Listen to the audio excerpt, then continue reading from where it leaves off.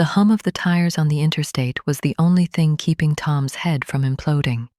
It was 2 a.m., and the dashboard lights of his aging Chevy Silverado cast a dim green glow over his hands, thick, calloused hands with grease permanently etched into the cuticles.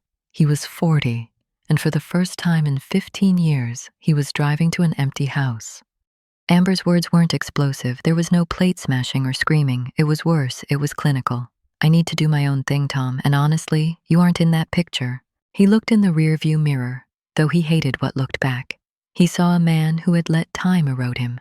His hair was a salt and pepper mane that reached his mid-back, and his beard, a relic he hadn't touched with a razor since he was 20, hung down to his belt buckle like a heavy, woolly shield. He was 350 pounds of neglected potential, hidden under layers of flannel and denim.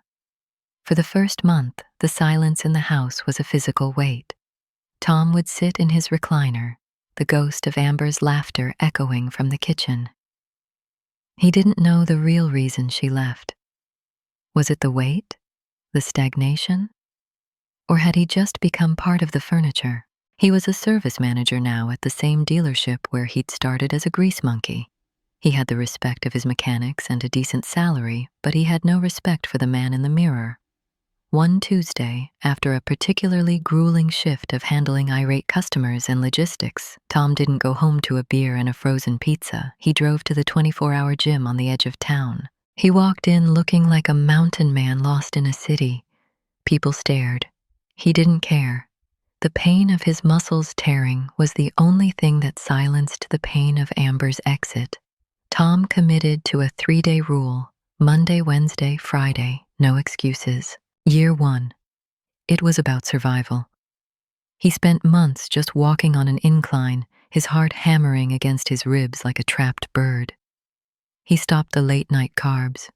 He traded the beer for gallons of water. The weight began to slough off, but the beard stayed, a safety blanket he wasn't ready to shed. Year 2. The fat turned to granite. He rediscovered the strength of his youth, honed by years of wrenching on heavy engines. He wasn't just losing weight, he was rebuilding a machine. By the end of the second year, the transformation was undeniable. Tom stood 6 foot and a solid 245 pounds. His waist had shrunk from a tight 44 to a comfortable 36-inch pant. His chest and shoulders, however, had expanded so much he had to buy XXX large shirts just to accommodate the span of his back. The final step wasn't the gym, it was the chair. Tom walked into a high-end barber shop. "Take it off," he said, gesturing to the 20-year-old beard. "All of it. And the hair. Short. I would like to have that professional look, please." As the clippers hummed, years of old Tom fell to the floor in heavy, gray-streaked clumps. When the barber turned the chair around, Tom didn't recognize himself. His jawline was sharp, square, and rugged.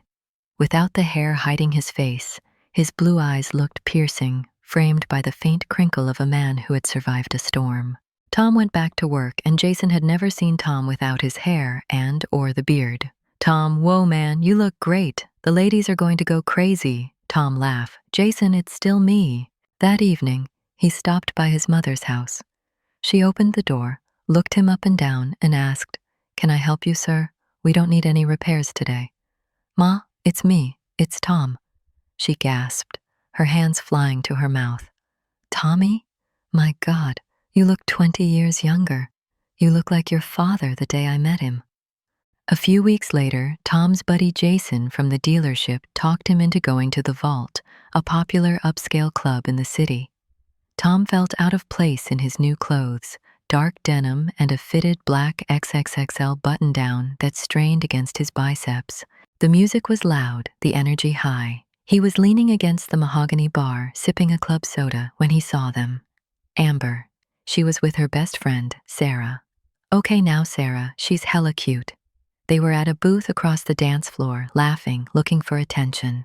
Tom felt a flicker of the old ache, but it was quickly replaced by a strange, cool calm.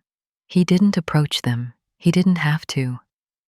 As the night wore on, the new Tom started drawing eyes. He was a wall of a man, groomed to perfection, carrying an aura of quiet confidence that only comes from earned discipline. A group of women nearby began whispering, casting glances his way. Sarah was the first to notice him. She nudged Amber, pointing toward the bar. "Look at that guy, Amber, the big one in the black shirt. Holy, he is gorgeous." Amber looked. She squinted, trying to place the familiar frame, the way he tilted his head. He didn't scowl, he didn't smile. He just nodded, a polite acknowledgement of a stranger. Amber, thinking to herself, "I just have this feeling I know this guy, but I just can't place him. 2 years ago, Tom was heavy and a damn mountain man, and he was rough. I just feel like I should know him. Tom, he was 350 plus and hair everywhere. But this guy, he was cut and clean. His body, holy shit, he's built." The bass at the vault wasn't just sound. It was a physical pulse that Tom could feel in the heavy plates of his chest. 2 years ago, this noise would have given him a migraine.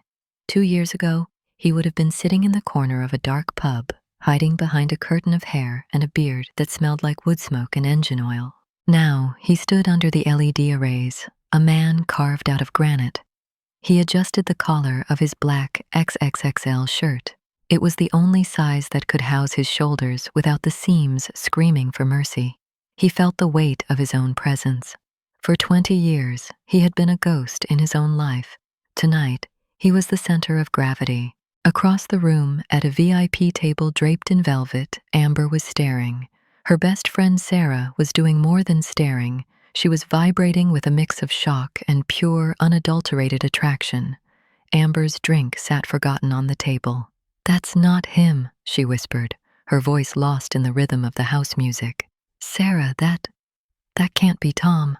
Sarah didn't answer immediately. Her eyes were tracking the line of Tom's jaw, the way his haircut, sharp on the sides, textured on top, emphasized the rugged, masculine symmetry of a face she hadn't truly seen in a decade. "Amber," Sarah finally breathed, "if that's Tom, you are the biggest idiot in the history of women. Look at him. He looks like he could pick up this booth with one hand." Tom knew they were looking. He didn't need to turn around. He could feel the heat of Amber's gaze like a laser on the back of his neck. He knew the psychology of the ex. She had left him because he was stagnant, a fixed point she thought she had outgrown. She expected him to wither. She didn't expect him to evolve into a superior version of the man she first met. He decided then he wasn't going to be mean. He was going to be magnificent, and he was going to use Sarah to drive the point home. Tom didn't wait for them to come to him. He handed his club soda to his buddy, Jason. "Watch my drink. I have some old friends to greet." He walked across the floor. He didn't weave through the crowd parted for him. His stride was heavy but athletic, the movement of a 245-pound man who spent 3 days a week squatting and deadlifting until his vision blurred. On the walk over, Tom, thinking to himself, "Sarah, he had a thing for her over 2 years ago, but she had a boyfriend, and I was fully committed to Amber. So, I thought even if I wasn't dating Amber, she would never give me the time of day, but now she looks great. So, let's see what happens." He reached their table. The women they were with, acquaintances of Amber's, all went silent. "Amber," Tom said. His voice was deeper now, clearer, stripped of the hesitant mumbling of his past self. "Sarah, good to see you both." Amber scrambled to stand up, her heels clicking unevenly. "Tom? My God, Tom? What happened to you?"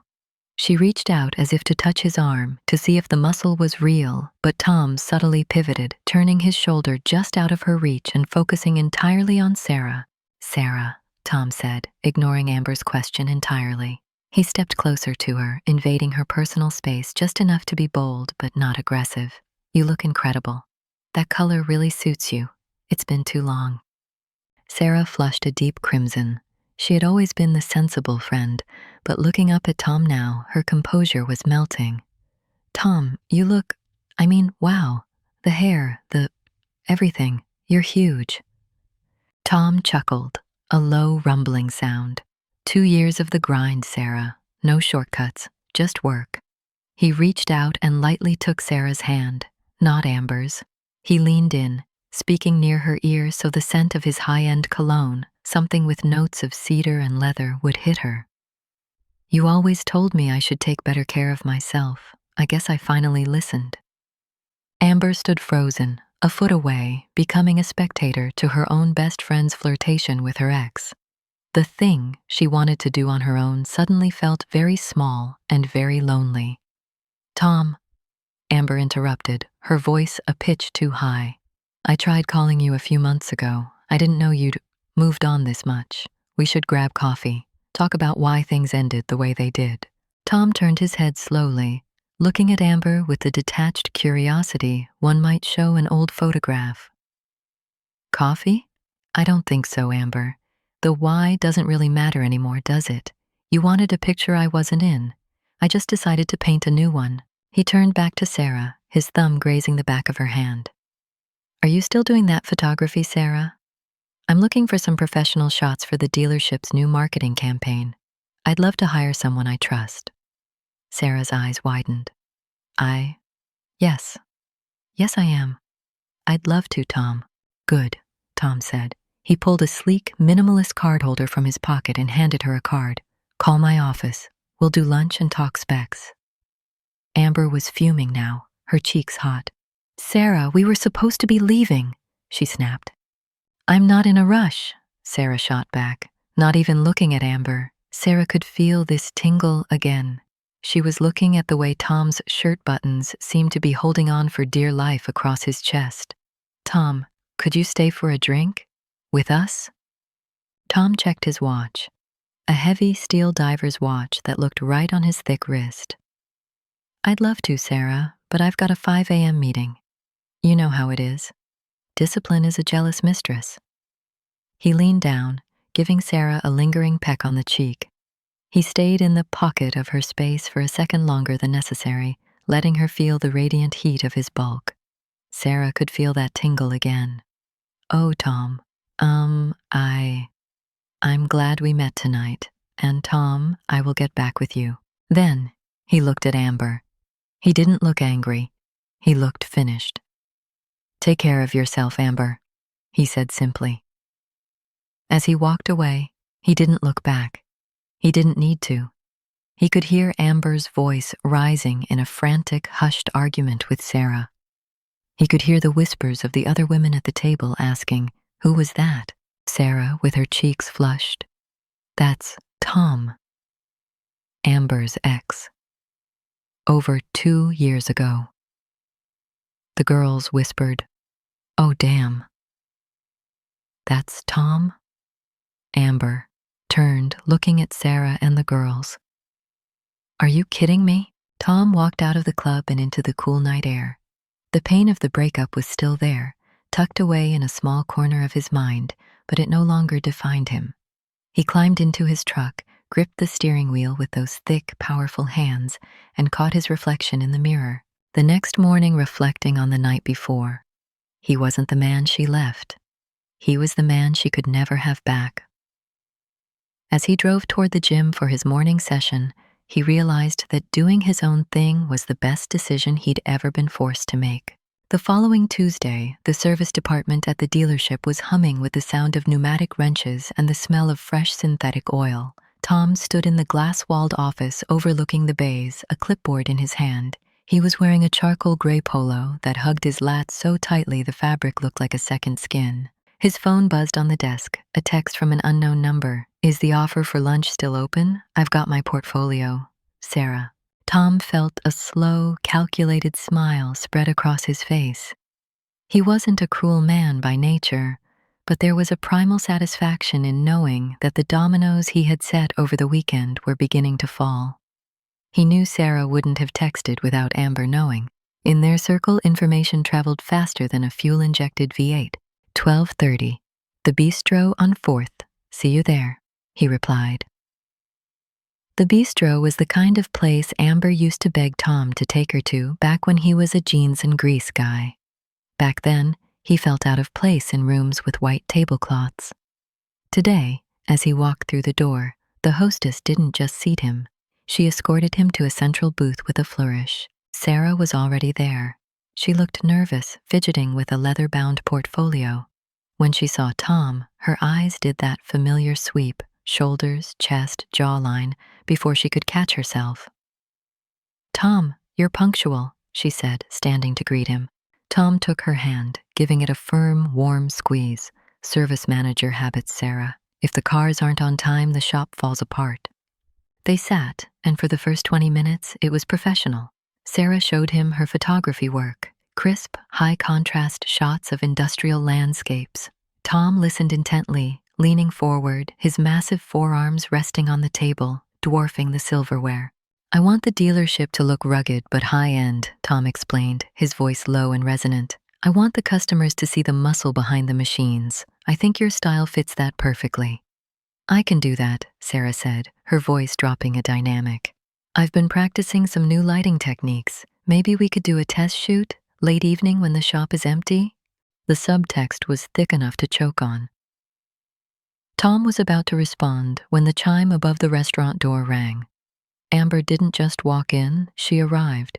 She was wearing the dress she knew Tom used to love, a slim-fitting navy number that she usually saved for anniversaries. Her hair was perfectly curled, and she had a look of accidental surprise plastered on her face as she scanned the room. "Oh, Sarah, Tom," she exclaimed, weaving through the tables. "What a coincidence. I was just meeting a client nearby and thought I'd grab a salad." She didn't wait for an invitation. She pulled up a chair from the neighboring table and squeezed in at the end of their booth, effectively turning a professional lunch into a crowded interrogation. "We're actually in the middle of a business meeting, Amber," Sarah said, her tone sharper than usual. The friendship was clearly straining under the weight of Tom's transformation. "Oh, don't be so stuffy, Sar," Amber laughed, though her eyes were fixed on Tom. She reached out, her fingers grazing the sleeve of his shirt. "I didn't realize you were so into marketing now, Tom. You used to hate this kind of stuff." Tom took a slow sip of his black coffee, his expression unreadable. "People change, Amber. Some people grow, others just stay the same and hope the world waits for them." Amber flinched at the subtle dig. She leaned in closer, trying to reclaim the space Sarah had been occupying. "I've been thinking about what you said at the club, about the picture. Maybe I was wrong. Maybe I just couldn't see the potential because you were hiding it under all that hair." Tom didn't take the bait. He didn't get angry and he didn't get sentimental. Instead, he turned his chair slightly, putting his back toward Amber and focusing entirely on Sarah again. "Anyway, Sarah," Tom said, his voice dropping into a private, intimate register. "About that night shoot, I think Thursday works. I'll have the keys. It'll just be us and the metal. We can really take our time with the angles." There it was again, an ache. No one has ever done that with just talking. "Sarah, get it together," she said to herself. Sarah's face went scarlet. "Thursday. Yes, that sounds perfect." Amber's face shifted from charming ex to fuming rival in 3 seconds flat. "Thursday? Sarah, we have that yoga retreat sign up on Thursday." "I'm canceling," Sarah said firmly, not looking away from Tom. Their eyes locked. "You're canceling our plans for a test shoot?"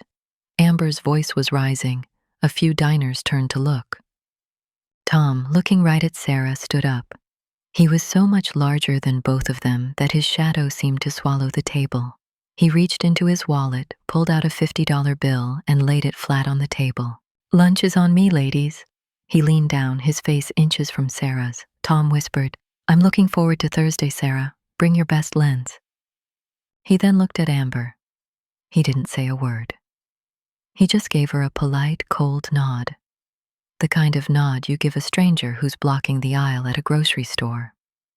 "Oh, and ladies, you have a great day." As Tom walked out, he could hear the explosion behind him. "What are you doing, Sarah? He's my ex." "He's a grown-ass man, Amber, and you're the one who told him he wasn't in your picture, remember? 2 years ago, and Amber. Well, he found a new canvas, and I think I'd like to be the one painting on it." Tom reached his truck and climbed in. He gripped the steering wheel, feeling the power in his arms, the clarity in his mind. The breakup hadn't been an end, it had been a stripping away of the rust. He looked at his reflection in the side mirror. The short, groomed hair, the clean-shaven, rugged jaw. For 20 years, he'd been a mechanic, fixing everyone else's problems. It took losing the woman he thought he loved to realize he was the only project that actually mattered. He put the truck in gear and headed back to the dealership. He had a shop to run, a workout to crush, and a Thursday night that was looking very, very interesting. The sun had dipped below the horizon, leaving the dealership in a shroud of bruised purples and deep shadows. Inside the service bay, the atmosphere was different than the daytime chaos of clanging wrenches and shouting mechanics. It was silent, cavernous, and smelled of heated metal and expensive wax. Tom stood in the center of the main floor. The overhead mercury vapor lights were off, replaced by the warm, dramatic glow of the portable LED studio lamps Sarah had set up. Under the lights, Tom looked less like a service manager and more like a statue carved from dark oak. He was wearing a tight black compression shirt that left absolutely nothing to the imagination. Every ripple of his abdominal wall, every corded muscle in his forearms, and the massive swell of his chest were highlighted by the stark shadows. Outside, tucked into the darkness of the customer parking lot, Amber sat in her car, her knuckles white on the steering wheel. She told herself she was there to protect her friend, but the truth was a jagged pill in her throat. She couldn't stand the idea of what she had discarded being cherished by someone else. She crept toward the frosted glass side door, finding a sliver of clear pane where the seal had perished. She looked in, and her breath hitched. "The light is perfect right there, Tom," Sarah whispered. Her voice echoed in the vast space, sounding breathy and uncharacteristically shy. Tom didn't move like the awkward man Amber remembered. He moved with a predatory grace. He leaned back against a custom silver Chevy Corvette, his massive hands gripping the edge of the fender. The contrast between the sleek, cold machinery and his raw, pulsing heat was overwhelming. "Do whatever you need to do, Sarah," Tom said, his voice a low, vibrating rumble that Amber could practically feel through the glass. "I'm all yours tonight." And there it was again, the tingle. Sarah clicked the shutter, but her hands were shaking. I need to adjust the angle. Your shoulders are so broad they're catching too much shadow." She stepped closer, moving into his personal space. She wasn't holding the camera anymore. It hung by the strap around her neck. She reached out, her small hands looking pale against the black fabric of his shirt. She began to smooth the material over his shoulder, her fingers lingering on the trap muscles that sloped into his thick neck. From the shadows, Amber watched, her heart hammering. She saw Tom's reaction, or lack of one. He didn't pull away. He looked down at Sarah with a heavy-lidded, intense focus. "Is that better?" Tom asked, his voice dropping an octave. It's getting there," Sarah breathed. She moved her hands down to his chest, tracing the deep groove between his pectorals. The fabric was stretched so thin it was translucent. "You're so warm, Tom. You're like a furnace." Tom reached up, his large, calloused hand gently catching Sarah's chin, tilting her face up to his. The height difference was staggering. She had to crane her neck to look into his eyes. "I spent 5 years hiding, Sarah," Tom said, his thumb brushing over her lower lip. "Hiding behind hair, hiding behind weight, hiding in a relationship where I was invisible. I'm done being invisible." Sarah let out a small, jagged moan. She leaned into him, her body pressing against the wall of muscle that was his torso. "You were never invisible to me, Tom. I didn't think I had the right to look." Outside, Amber felt a hot tear of rage and regret track down her cheek. She saw Tom lean in, his nose brushing against Sarah's temple. He inhaled deeply, his eyes closing for a moment as he took in her scent. "You have the right," Tom murmured. He moved his hands down to Sarah's waist, his fingers nearly meeting around her middle. With effortless strength, he lifted her, seating her on the hood of the Corvette. He stepped between her knees, his massive frame boxing her in. The photo shoot was over. This was something else. Sarah's hands went to the back of Tom's head, her fingers tangling in the short, groomed hair that had replaced the waist-length mane. She pulled him closer, and when they kissed, it wasn't tentative. It was a collision. It was the sound of 2 years of repressed desire and hard-won confidence finally breaking the dam. Tom's hands moved with a possessive authority. He wasn't the nice guy. He was a man who knew his worth. He pressed Sarah back over the hood, his body a heavy, warm weight over her. Amber watched as Sarah arched her back, her eyes closed in ecstasy, her hands frantically roaming over the landscape of Tom's chest. The sheer power in Tom's movements, the way his lats flared as he pulled her closer, the way his jawline tightened, was a vision of masculinity that Amber had never allowed him to become. She realized then that she hadn't just lost a boyfriend. She had lost the chance to be the woman standing in that heat. She had wanted to do her own thing, and she had succeeded. She was alone in the dark, watching the man she broke become the man every woman in the room wanted. Inside, Tom pulled back just an inch, his breath coming in heavy, rhythmic surges. He looked Sarah in the eye, a smirk playing on his lips.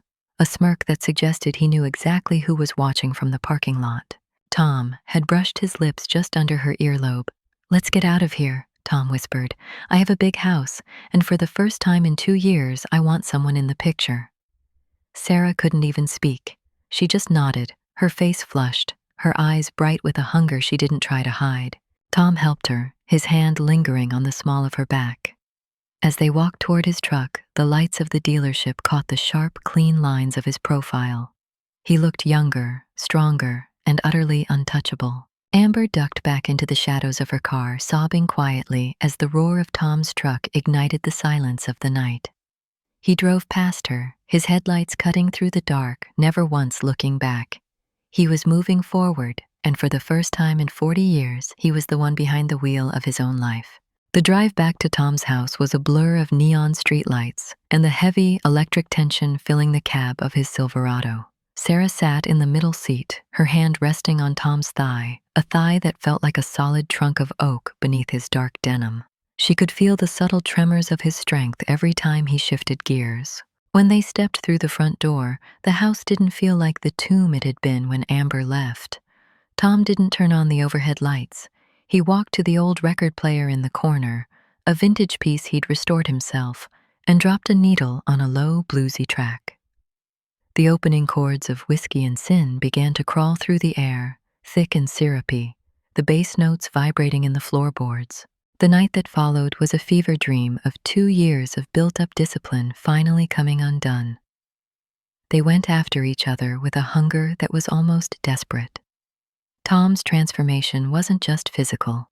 His confidence was a tactile force. He handled Sarah with a mix of rugged intensity and a surprising, deep-seated tenderness that made her feel like the only woman on earth. Throughout the night, Sarah's phone on the nightstand buzzed incessantly. The screen lit up the dark room over and over. Amber, Amber, Amber. The ex-girlfriend was spiraling, sending frantic texts, probably sitting in her car outside the dealership or in her lonely apartment, realizing the gravity of what she'd lost. Finally, with a sharp exhale, Sarah reached over, grabbed the device, and silenced it. The world outside ceased to exist. When the sun finally began to bleed through the heavy curtains the next morning, Sarah was drifting in that half-conscious state between dreams and reality. The house was quiet, save for the faint, looped hum of the record player that had reached the end of the side and the distant rhythmic thrum of a new playlist Tom must have started in the pre-dawn hours. She felt a massive, radiating heat behind her. Tom was a wall of muscle pressed against her back, his skin like polished velvet. She stirred, shifting her weight, and felt the sheer scale of him. She was sore. Her legs felt heavy, her muscles aching in that way that only comes from a night of absolute abandon. "Why me?" she wondered to herself, a small dazed smile touching her lips.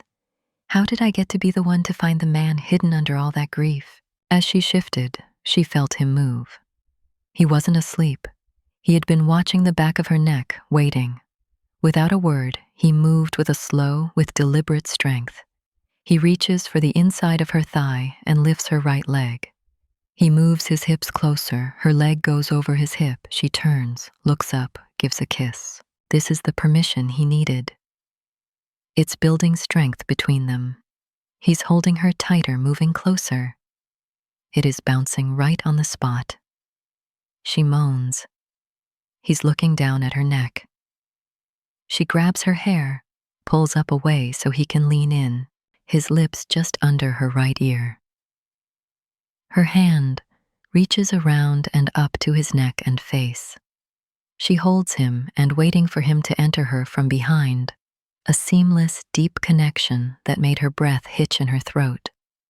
It was steady, anchored, and overwhelmingly erotic in the quiet of the morning. The music in the background was barely a whisper, a lo-fi blues track with a haunting slide guitar. Sarah laid her head back against his shoulder, her eyes fluttering shut. She could hear him humming the lyrics of a gravelly voice singing from the speakers. I feel you shake, every movement, every breath you take. Your lips on mine, your skin on mine. I taste your want, I taste your spine. I'll claim you tonight. It was a low, resonant vibration that started in his massive chest and traveled directly into her spine. He was matching the melody of the song, his voice a deep baritone that felt like a physical caress. The vibration of his humming, combined with the slow, rhythmic pace of his movements, sent a wave of heat through her that made her toes curl against the sheets. Tom, she breathed, her voice a mere ghost of a sound. Listen to the music, Sarah, he whispered into her ear, his breath hot. Just feel it. She grabbed his hip and pulled him closer. Then she slowly started moving her hips. He was taking his time, savoring the moment. He wasn't the man who rushed anymore. He was a man who understood the value of every second. His hands, those thick, powerful mechanic's hands, moved over her hips, pinning her to him. The music shifted, the tempo picking up just a fraction, the lyrics turning toward the theme of crave you. Tom's pace followed the music perfectly. The humming in his chest grew more intense, a guttural harmony that seemed to bypass her ears and go straight to her soul. That's it, Tom groaned, his voice breaking the melody. The rhythm of his body became more forceful, the whiskey and sin vibe of the room turning into something raw and primal. He buried his face in the crook of her neck. He kissed, then he sucked, then was biting, then licking her earlobe, his grip tightening until she felt completely enveloped by him. Sarah, Tom whispered. Tom, she said his name with a moan. Sarah, his voice thick with the coming climax. I want to know you know exactly who is holding you. The music reached a crescendo, the slide guitar wailing a high, lonely note that matched the tension in the room. Sarah arched her back, her fingers clutching the pillows, the soreness in her legs forgotten as the waves of pleasure took over. We began to move in rhythm. We held on to each other's arms. I began to move faster. We started to breathe quicker, and our whispered words to each other turned into soft moans. Oh my, she gasped, her head tossing back. Oh, Tom. Yes, Tom. Finally, Sarah arched her back and closed her eyes. As the pleasure of the passion washed over her, it was wet everywhere. And as for Tom, that was too much for him, and he groaned and released his stream into her. He shuddered as the last drops escaped him. After a few minutes, they were staring and kissing. Ever so slowly, it slipped out of her. He let her leg down. The record finally reached its end. The needle clicked back into its cradle, leaving only the sound of their synchronized breathing in the room. Sarah pushed into him more. She wanted to cuddle. He grabbed her and pulled her in like a blanket, her heart settling on the realization of the night and morning, that Tom is watching over her. She knew that this felt right, and in no way, shape, or form was she going to give him up. But in this bed, in this house, there was no room for the past. There was only the heat, the music, and the man who had finally learned how to drive. My legs are going to be so sore tomorrow, she whispered into the silence. Tom chuckled, the sound deep and satisfied. Good. That way you'll remember exactly where you were all day. Later that same day, Tom knew exactly where Amber was. He had sensed her the moment he stepped onto the marble floor, but he didn't rush. He worked the room first, showing the poise of a man who had mastered his own life. Finally, he steered Sarah toward the champagne fountain. Amber, Tom said, his voice cutting through the ambient noise of the string quartet. Amber turned, trying to muster a look of casual indifference, but her eyes betrayed her. They wandered over the sheer bulk of his chest and the way the tuxedo sleeves strained against his biceps. Tom, you look very nice, and I see you finally found a suit that fits. Custom made, Tom replied simply. Everything in my life is a better fit these days. He turned slightly, pulling Sarah closer to his side. His large hand rested firmly on the small of her back, the heat of his palm visible through the silk of her dress. I believe you know Sarah, Amber smirked, but I don't think I've introduced her properly in this capacity. He looked at the group of onlookers, then back to Amber, his gaze steady and devoid of the old longing. This is Sarah, my partner. She's the lead photographer for our new regional campaign, and the woman who reminded me that I was worth the effort. Sarah smiled, a kind but triumphant look. Hi, Amber. It's good to see you're still doing your own thing. The irony of Sarah's words hit Amber like a physical blow. She was doing her own thing, and it felt hollow. She was standing in a room full of people, yet she felt completely invisible next to the man she had once called furniture. Tom, Amber said, her voice trembling slightly. Can we talk? Just for a minute? In private? Tom looked at his watch, the same heavy steel diver's watch he'd worn the night of the photo shoot. Then he looked at Sarah. The communication between them was silent and deep. Sarah gave him a small, trusting nod. There's nothing left to say in private, Amber, Tom said, turning back to his ex. The man you knew doesn't exist anymore. You wanted a picture I wasn't in, and I respected that. I walked away and built a whole new gallery. He leaned in just an inch, his voice dropping so only she could hear. I don't hate you, Amber. I actually have to thank you. If you hadn't left, I would have stayed small. I would have stayed hidden. You gave me the one thing I needed to become this man. The realization that I was alone. He straightened up, his XXXL frame casting a long shadow over her. Enjoy your evening. Tom and Sarah didn't stay for the awards. They had nothing to prove. They walked out of the gala while the night was still young. As they reached the valet, the cool night air hit them. Tom pulled Sarah into him, his arms wrapping around her like a fortress. The soreness in her legs from their morning together was a dull, sweet ache, a reminder of the whiskey and sin that waited for them back at the house. You okay? Sarah asked, looking up at the man who had become her world. Tom looked back at the glass ballroom, where he could see the silhouette of Amber through the window, standing alone by the fountain. He felt a final microscopic thread of his old life snap and flutter away. Never better, Tom said. He opened the door for her, his hand lingering on her shoulder. Let's go home. I think I remember a song we didn't finish. For those who are watching, some of the names were changed to protect of the not-so-innocent. Thank you for watching and listening. There is more stories to come. If you like this content, please subscribe and a thumbs up. Please leave a comment of where you are from.